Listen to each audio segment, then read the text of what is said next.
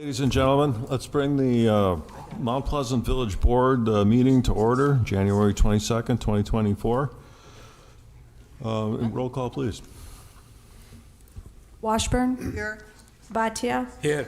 Doxey. Here. Here. Venturini. Here. DeGroot. He's here. Pledge of Allegiance. Thank you. I pledge allegiance to the flag of the United States of America and to the republic for which it stands, one nation, under God, indivisible, with liberty and justice for all.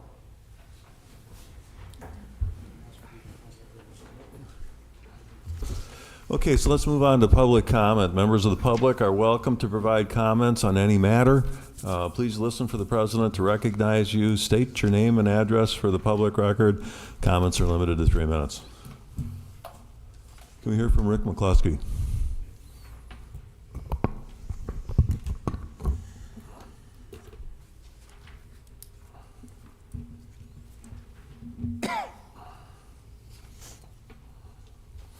Name and address, sir.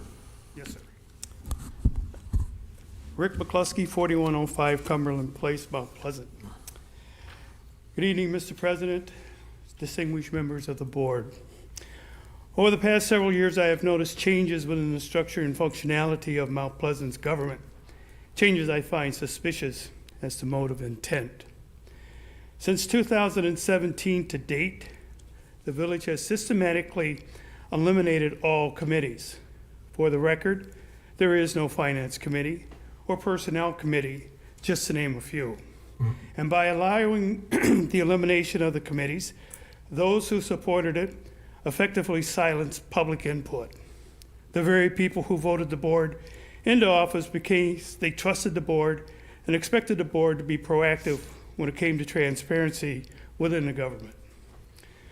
Since 2017, the village hired numerous employees whose position and work product seem to duplicate usual and customary administrative functions.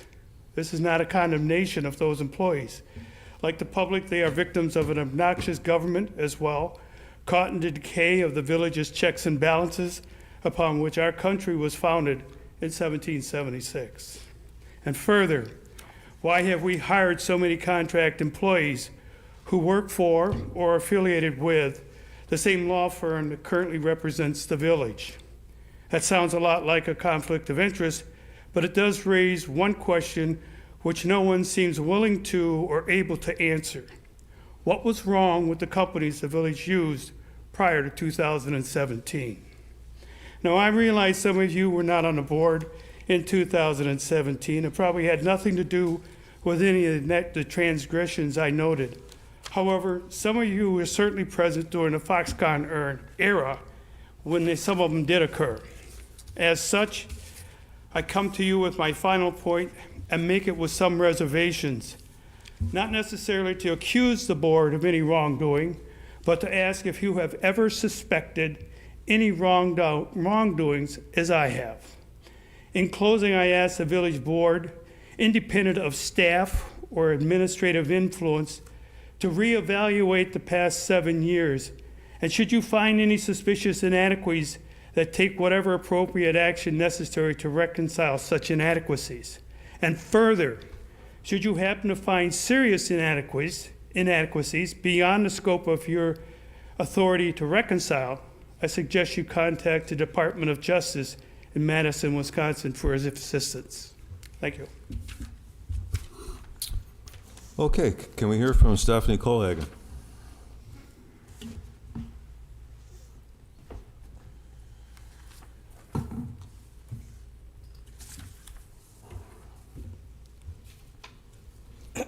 Stephanie Colhagen, 8316 Door Lane, Mount Pleasant, Wisconsin.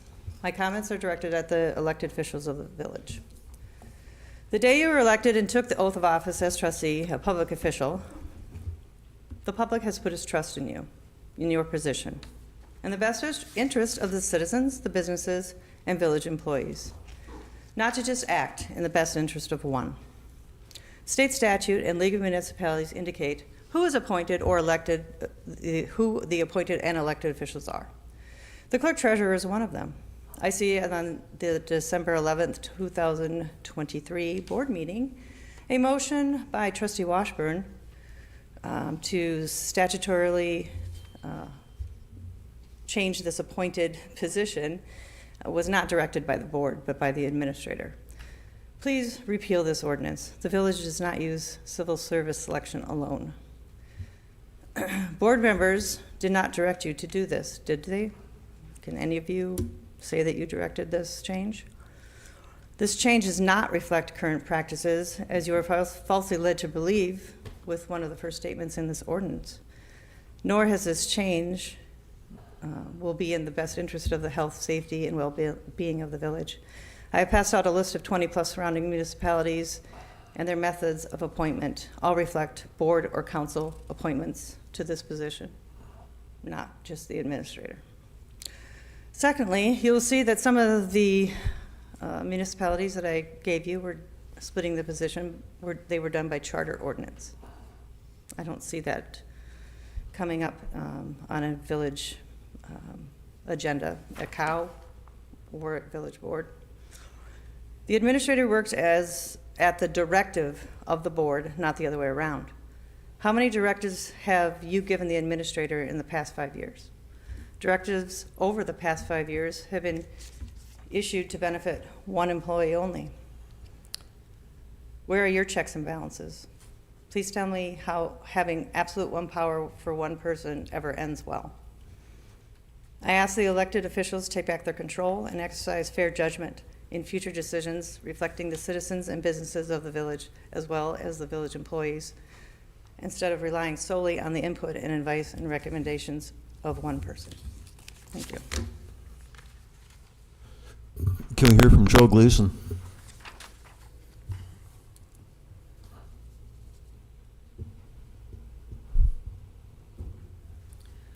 Joe Gleason, 8332 Dora Lane, Mount Pleasant. One thing I want to clarify with trustee Washburn. When I was here 2 weeks ago, you assumed that I was calling you a moron. I was not. That statement came directly from your administrator. She thinks you're all morons. She also has stated that you only get to know what she wants you to know, and Dave, you're only allowed to speak to what she tells you to speak to. Again, you are in charge. She reports to you. You do not report to her. It is beyond me. The business that has gone on in this village in the last 7 years. There is no reason for all of the cloak and dagger and all of the behind-the-scenes bullshit. Watch your It voice. can all be done up front where it should be, not directed by one person, but directed by your concerns as a board, your needs as a board, not one person. I would like to see you all take responsibility for your positions as trustees. And that means you ask questions when you don't know the answers. You don't take everything at face value. Do some research. Look into what you're actually voting on and what is brought before you. Thank you. Anybody else wishing to speak that hasn't signed up? So not hearing from anybody, we'll close public comment and we'll move on to consent agenda.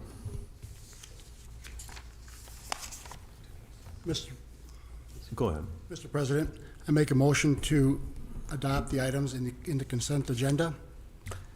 Second. So I hear a motion and a second on the consent agenda. All in favor, signify by saying aye. Aye. Aye. Opposed? So that motion carries. So let's move on to new business. We've got we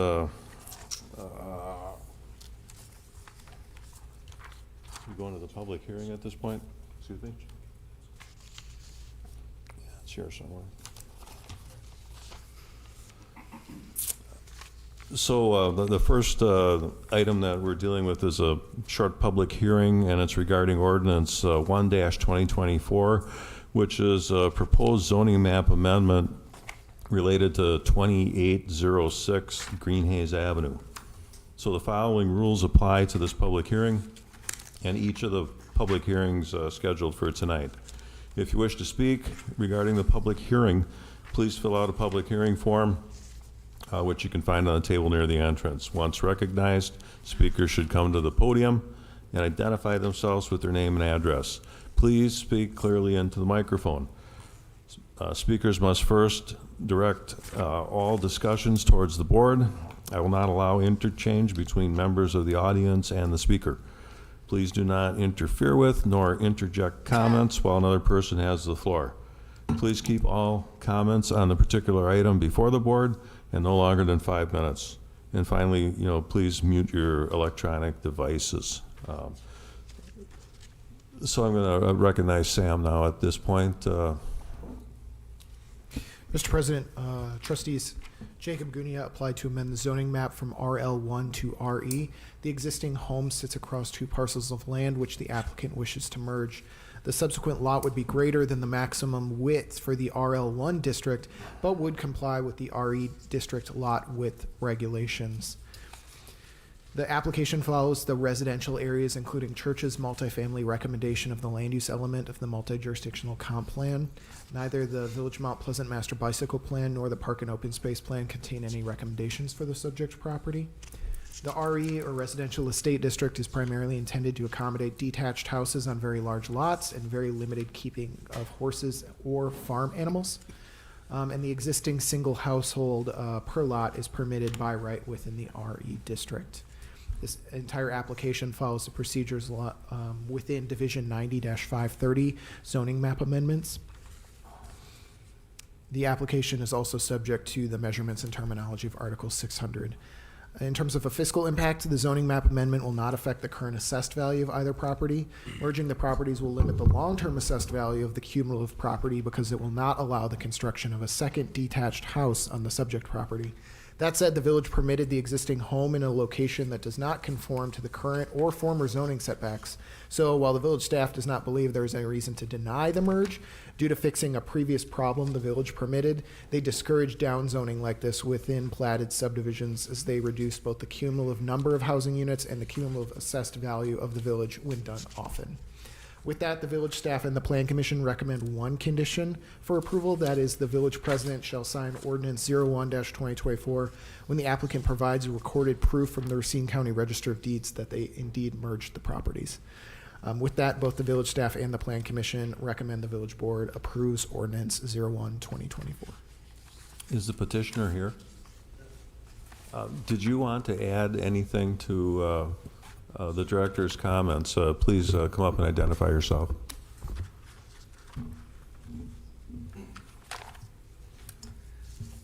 My name is Jacob Gooney. My wife Kristen is also here, 2806 Green Hayes Avenue.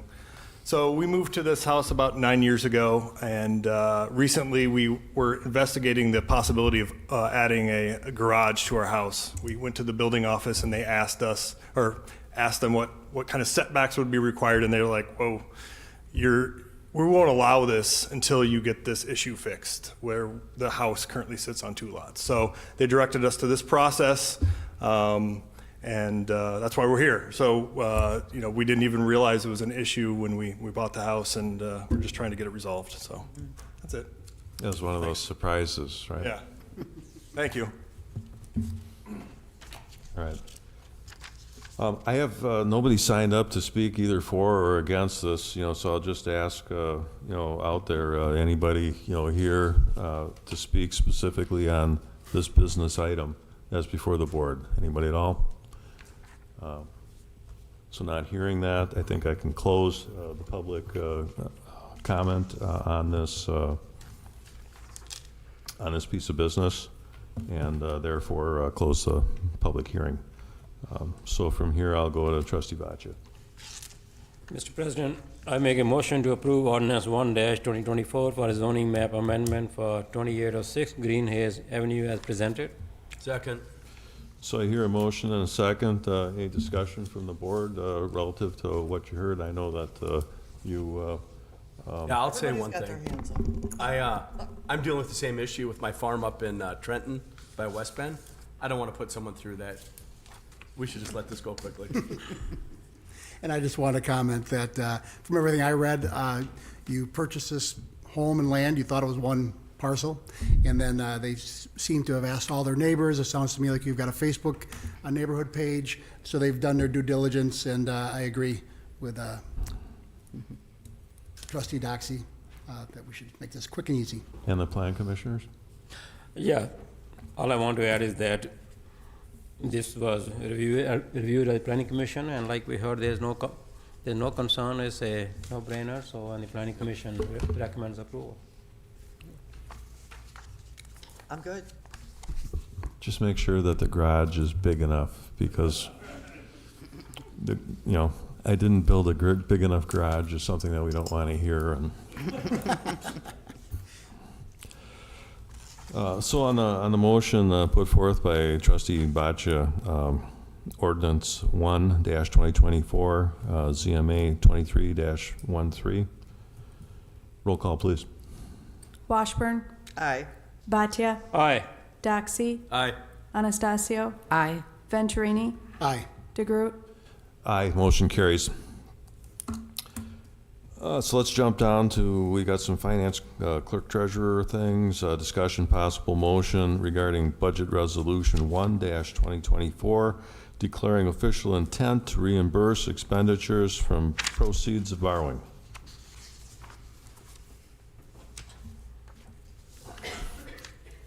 Mr. President, I make a motion to approve Budget Resolution 1-2024, declaring official intent to reimburse expenditures from borrowing. Second. So I hear a motion and a second. This is something that we discussed at the committee of the whole a couple of weeks back. Tammy, would you like to just give us a quick heads up on this again? You want to mic yourself up? Sorry. Okay, we're good now? Okay, resolution of intent, you included this in the original budget when you adopted it in November. So now this is just saying that you are looking at potentially borrowing later this year. That way, if you do end up doing a borrowing and not using funds on hand, you're able to reimburse yourselves from that future borrowing.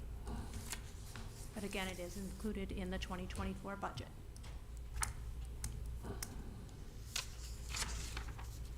Okay. Any other thoughts from the trustees? This was very well discussed in detail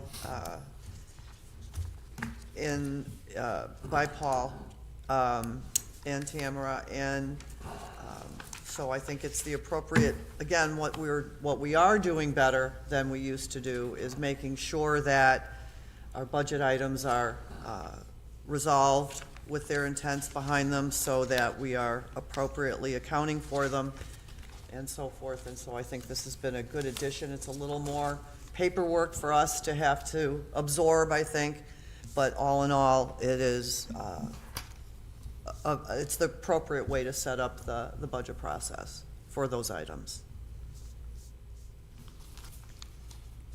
Okay. So on the matter of resolution 1-2024, roll call, please. Washburn, Aye. Bhatia, Aye. Doxey, Aye. Anastasio, Aye. Venturini, Aye. DeGroot, Aye, motion carries. So let's move on to item B, discussion possible motion regarding the budget resolution 2-2024, amending resolution 36-2023, adopting the 2024 budget for the Village of Mount Pleasant for the debt service TID 1, TID 2, TID 3, TID 4, and TID 5 to realign debt service payments. Mr. President, I make a motion to approve Budget Resolution 2-2024, amending Resolution 36-2023, adopting the 2024 budget for the Village of Mount Pleasant for debt service, TID 1, TID 2, TID 3, TID 4, and TID 5 to realign debt service payments. Second. So I hear a motion and a second. Tammy, if I can just go back to you for a minute. Oh, okay. What this is is doing is it's actually not changing your budget as far as the end numbers. What it's trying to do is more accurately, or more clearly, I should say, reflect where those debt service payments are, those funds are coming from. So while it was all running through the debt service, the TIF districts were responsible for it, which could be misleading as far as when people are looking at it, that they might think that the funds are coming from the general fund or the debt service that is the overall tax levy. Yeah, I remember when Paul discussed this at the committee of the whole, the financial consultant, and it was an effort to increase the transparency so that we can see that the debt service that is associated with the TID is shown in that TID's finance report instead of it transfer out, transfer in things, so that you're not looking at the debt service looking like it's coming out of the general fund. So I think it does make it more transparent. When you look at the reports for each TID, you can see where the debt's being paid out of. Right, we wanted to So- make it clear that the revenue from the TIDs are paying the debt service of the TIDs as well, and that's Yes. not being reflected at all on the general levy. Yeah, I actually found this to be very enlightening and a great resolution because it answered a lot of questions in my mind as to some of the questions I would get from people when when talking particularly about TID 5. Well, the taxpayer is paying for Foxconn, the taxpayer is paying for TID 5. No, they're not. And so this, I think, makes it very clear for the public to read and see, and actually for us as well. It's a lot less confusing as well. So I think it was it's a great program to start and continue on with, and continue to make these adjustments. Same comment, I echo everything that trustee Washburn and Anastasia has said. It makes it clean, it makes the financial picture not only easy to understand for the board, but also for the community out there, and it's a common sense, and, All of the above. yeah. Okay, so in the matter of Resolution 2-2024, roll call, please. Washburn, Aye. Bhatia, Aye. Doxy, Aye. Anastasio, Aye. Venturini, Aye. DeGroot, Aye, so the motion carries. Reports, don't have anybody scheduled for a report, so really, one last motion. Do we have to go, Mr. President, and make a motion to adjourn? Second. So there's a motion and a second to adjourn, but trustee Venturini wanted to No, cry I want to about make the the motion. Packers here. Yeah. How about those Packers? Yeah. All in favor signify by saying aye. Aye. So we stand adjourned. Thank you very much, everybody.